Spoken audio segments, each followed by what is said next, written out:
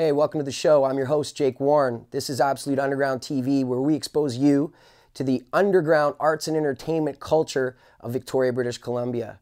It's raw, it's real, and it isn't making any apologies. This is Absolute Underground TV.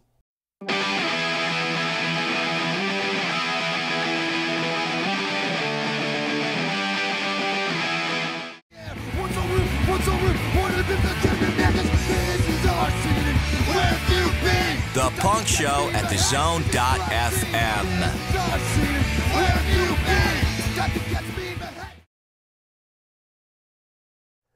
You know, as skateboarding continues to grow as an industry, it gets tougher and tougher on the small skate shops. You know, some people say skateboarding has gone completely corporate, so it's tough on the smaller guys. Like the guys at OneSix, it's so cool to see that they're doing so well. OneSix Board Shop, they're supporting their team, they got great product, they got a great ramp in the back. These guys are doing it right, and they're doing it old school. Check this out.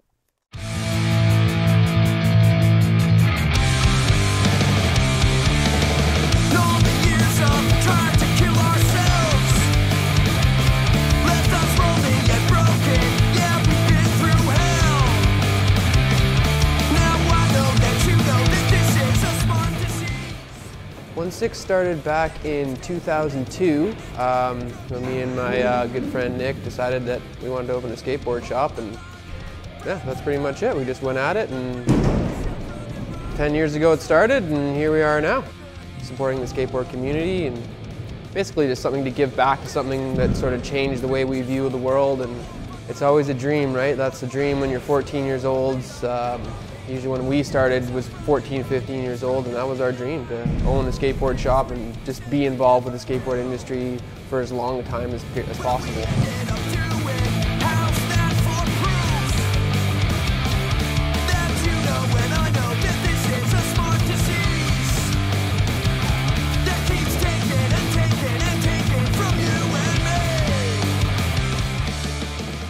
The skate scene in Victoria has gone through ups and downs. Before it was just about a crew of people and a community, and that's how we want to keep it. We want to keep it just the core people that do it. Now it's gotten massive, it's just kind of gotten corporate, so it's a different world now than it was back in the 90s, but it's just a community of people.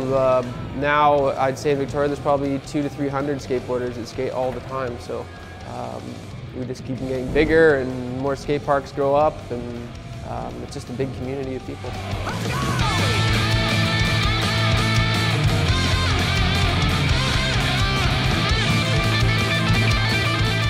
I first learned about OneSix just after it opened out in Gordon Head, but being from Langford, didn't make it out there too much. But as I got older and was allowed to ride the bus a little more, I got out there more and got to know the guys. And since then, it's been like a family. They've treated me really well, and been nothing but supportive to not only myself, but the whole skateboarding community in Victoria and Gordon Head and all over the South Vancouver Island.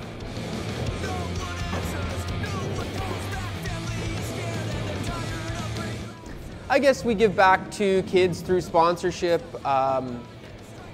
through being at the skate park with them, offering events. We've been doing the OneSix Cash Cup now for 10 years straight. That's in conjunction with Saanich.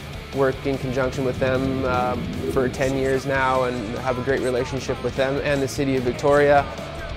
We also offer our own indoor here, which gets skated every day. So trying to give back by offering skateboard programs through the community.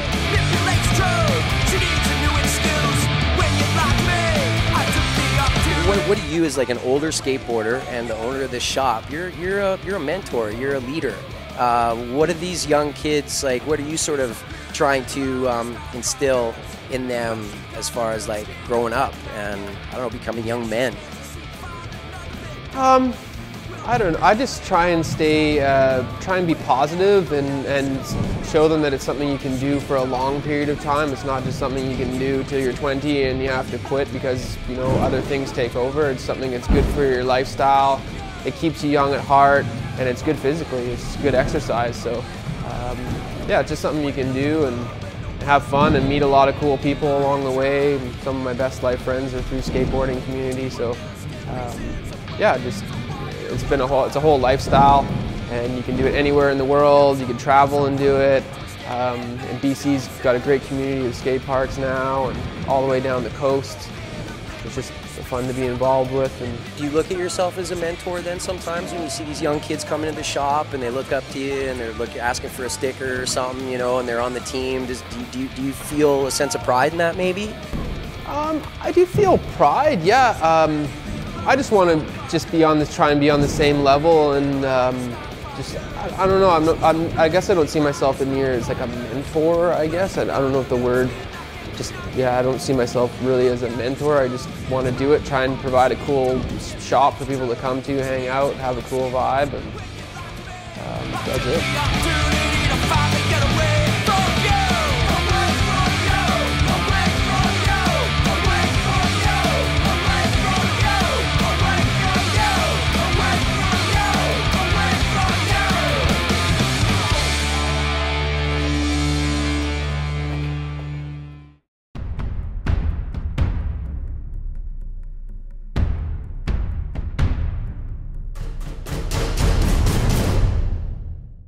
We on the Troma team like to kick back and watch absolute underground TV because that is the best entertainment that we at Troma Entertainment know. And we know everything.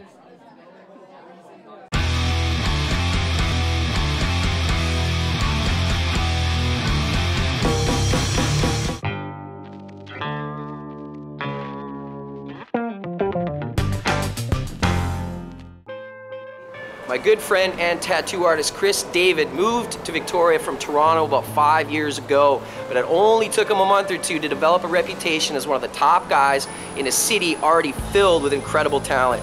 Now, it's been a little while since I got some work done, so we're going on a Government Street tattoo right now, hang out with my good friend Chris David. There's a lot of shops in Victoria. People are super friendly, customers are aplenty, it seems. I mean, there's enough customers in the city to sustain, what, like 15, 16, 20 shops? I don't even know how many there are anymore. Definitely good tattooers in Victoria. And they all do different things. And, you know, certain guys specialize in certain things, and that's awesome. I'd come out on a short trip before deciding to move out here. It's like about 6 months before I actually moved out here. I came out and worked at Jamer's private studio, and I was surprised how busy he got me. And all fun stuff, all fun tattoos to do, American traditional stuff. And I don't do that much of it, but I like doing Japanese stuff if I can. You know, if I feel like I do it justice. You know, or anything. It doesn't matter really. As long as I can make it fun, I don't really care too much. I just tattooed a Winnie the Pooh on a girl, you know? That's fine. Whatever, it doesn't matter to me, really. I mean, as long as I can make it good and make the person happy, I might grumble about it a little bit. I mean, again, we're tattooing people. It's fucking awesome. Sorry. I'm pretty happy going to work every day, you know what I mean? So, I mean, if you love your job, I think that's, I don't know, probably the most important thing, really. Would you call it work? Oh yeah. Yeah, it's work, right?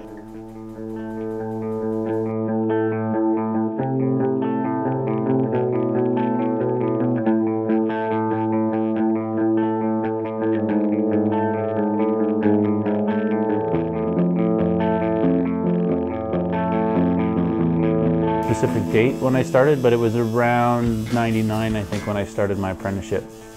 Maybe late 98, something like that. Yeah, it's about, how long ago? That's about 14 years now. I was in Toronto with a gentleman by the name of Steve Brazda. He had opened up a shop on Spadina called Sal's Tattoo and Barber Shop. And he had already tattooed me once at a different shop. And I was out at a bar one night and saw him, and he told me that he'd opened this new tattoo shop up. So I went and got tattooed by him again, and then just started hanging out there with him. We kind of became friends, and long story short, I was just in the right place at the right time, and he offered to teach me because he didn't really want to do it anymore. Like scrubbing tubes, making needles, setting up and tearing down for him. Yeah, stripping and re-waxing the floors, like harsh. And I was still working at I was kind of temporarily doing my, part-time doing my apprenticeship while working at this other, I was working at a law firm, and there was one time when he phoned me at work and was like, you gotta come here right now and strip the floors, re-wax, like, cause there was nobody in there or whatever. He's like, this is the perfect time. So he phoned me up at work and was like, you gotta think of an excuse to get out of there because you gotta come and do it right now. This is when the apprenticeship became real. He phoned me and was like, so I've been thinking, how bad do you want to learn how to tattoo? And I'd never, I'd thought about it as I fantasized about it a little bit, but I never really was like, fuck, that's what I want to do for the rest of my life.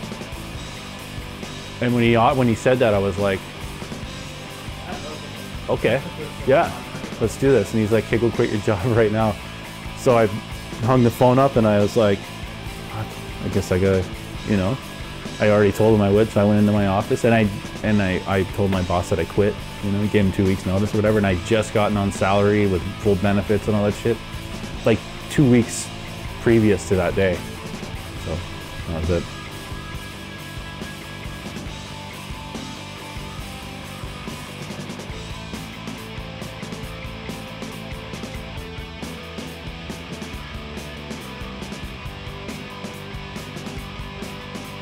This is Chris David from Government Street Tattoos, Victoria. You're watching Absolute Underground Television. Booyaka!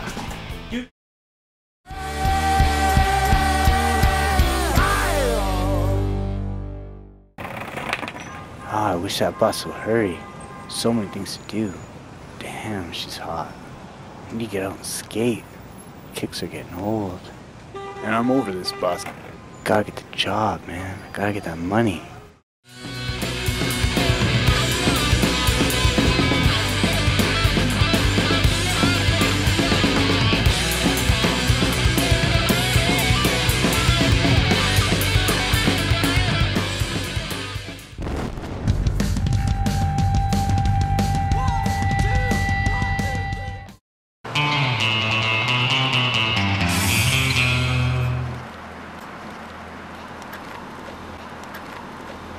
Life is so fragile. Yeah. Hey. Original Root Boy.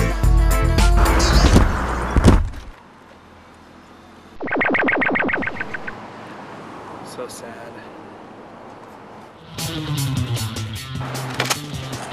So I guess after this car, Every car after that. yeah, Every car after that. well, it is a crosswalk. In theory, they should stop for them. Your mic is in the... Okay, there we go.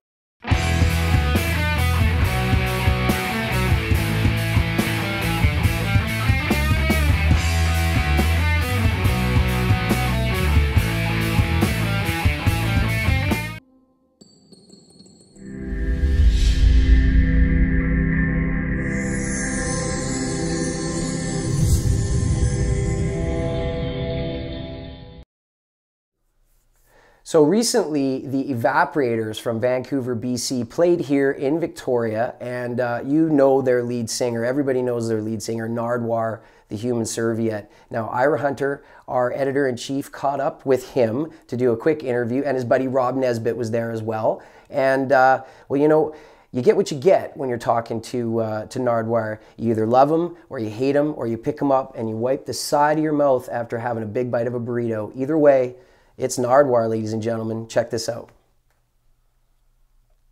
I'm Nardwuar, the Human Serviette in Vancouver, British Columbia, Canada's Evaporators, transported to Victoria, British Columbia, Canada, right here with Rob Nesbitt, who has been helping out on bass in the Evaporators for 2 gigs on Vancouver Island. I play in the Evaporators, I do freelance writing as well, and do a radio show on CITR in Vancouver, and Rob is a long-time Victoria rock and roller youth crew king, Rob, right? Bring him back to the legend of Bum. Well, it's about you, Nard. We're talking about you today. No, we're talking about the Evaporators together. We're the Evaporators, and we're here at the St. Nicholas Ukrainian Church.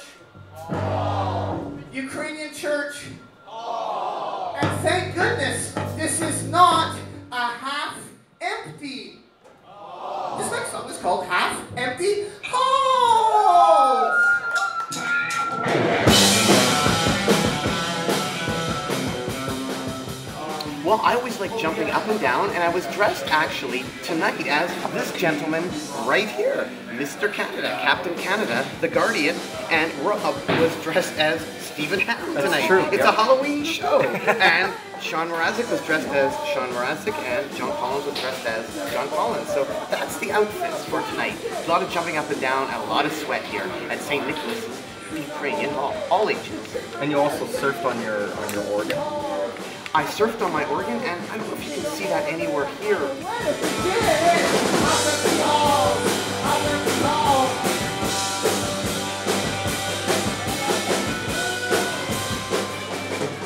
Well, Victoria Punk Rock is right beside me here. Rob Nesbitt from Bum, who played in a whole bunch of bands before Bum. What were the bands you played in before Bum? Well, probably the most important was Section 46. And tell the people about Section 46. Section 46 was we're in the movie already, but we're a political hardcore band. Tony Galuza was the main frontman, lead singer, songwriter, and we were a ridiculously fast and out of control hardcore band in the late 80s. And I learned about Section 46 from the guy Jason Flower, who did the amazing book All Your Ears Can Hear, and he told me all I know about Victoria punk rock. I love the punk rock connection, though. I guess we all go back to the Dish Rags, you know, from Victoria, moved to Vancouver. And I love the idea how they were the first punks on stage in Vancouver. The Furies were the first punk band in Vancouver, but the Furies had the Dish Rags open. So the Dish Rags were the first punks on stage at the first official punk gig in 1977 at the Japanese Hall in Vancouver. So I love the Vancouver-Victoria connection there. That really Victoria is home of the first punk band to play in Vancouver. And some people say the Dish Rags are the first punk band, first all-female punk band in North America.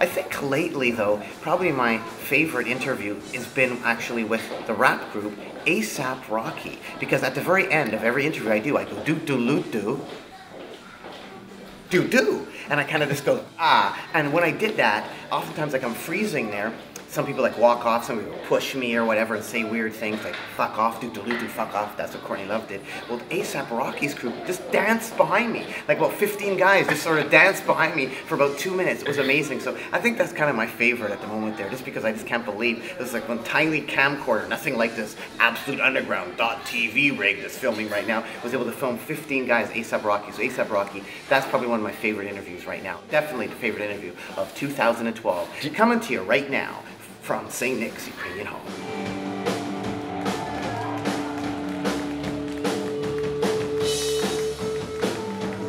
No, I did not smoke weed with Snoop Dogg, but he did microwave a blunt, which I learned all about. It traps the ingredients in. You can check that out for Nardwuar vs. Snoop Dogg 2010. I did give him a Cheech and Chong record, and I give a lot of rappers Cheech and Chong records. In fact, I recently gave a rapper a Cheech and Chong record, and after the interview, his management a management person contacted me and said, you can't show that interview because we're trying to get him a visa to tour, and if we show that interview with you, and he's holding a Cheech and Chong record, he won't get his visa. I thought, that's really weird, so I had to cut that out of the interview. Weird. So sometimes the drug references that I give people and show people have to cut out of interviews. Why do they have to be cut out? Why not? Are you straight edge, Nard? I don't drink, I don't smoke, and I don't... And you're watching AbsoluteUnderground.tv. Thanks for watching. Really appreciate your time, AbsoluteUnderground.tv. Keep on rocking in the free world, and do-do-do-loot-do, Absolute Underground.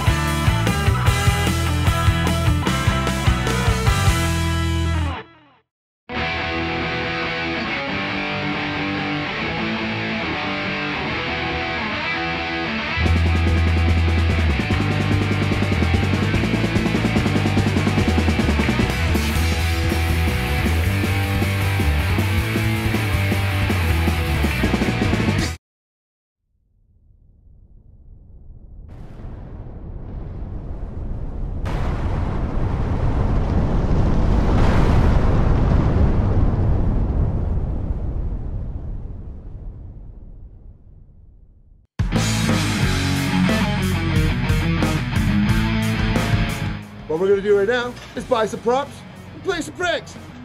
Come on in.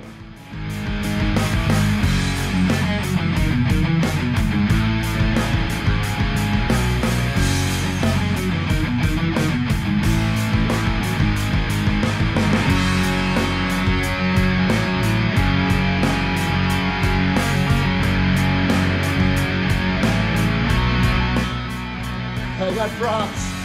Let's play pranks. Whistle beware.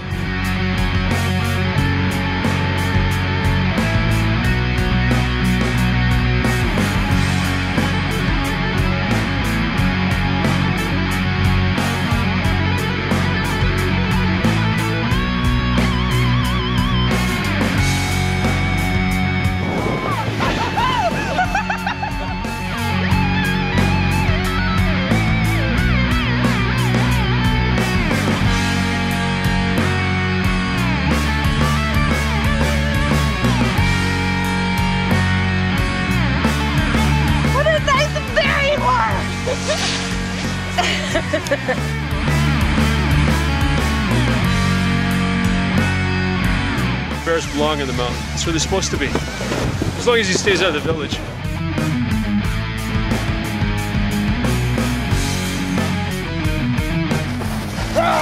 Nick, what the fuck?